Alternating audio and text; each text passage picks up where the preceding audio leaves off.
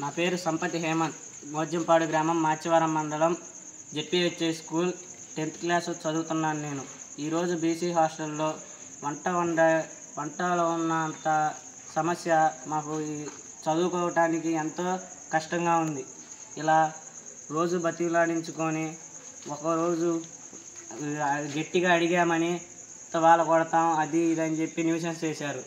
అయితే మరుసటి రోజు తెల్లారి అన్నం ఏదన్నా అన్నం వండండి అన్న అంటే ఈరోజు అన్నం లేదు, ఏం లేదు అంటే మేము పస్తులు ఉండి స్కూల్కి వెళ్ళి తినాల్సిన పరిస్థితి వచ్చింది. ఇలా గట్టిగా మాట్లాడితే మీ పేరు తీపిచ్చేస్తాం, హాస్టల్ మూసేస్తాం. ఇలా స్కూల్కి వెళ్ళి 1 గంట పొద్దున 8 నుంచి 1 గంట దాకా పస్తులుండి 1 గంటకి స్కూల్లో తినే పరిస్థితి వచ్చింది. ఇలా గట్టిగా అడిగితే పేరు తీపిచ్చేస్తామని బెదిరిస్తున్నారు. అలా ఇంకా ఆ పరిస్థితిలో మేము అడగలేక ఏం చేయాలో తెలియక ఇంకా మెలకుండా ఉండాల్సిన పరిస్థితి వస్తుంది.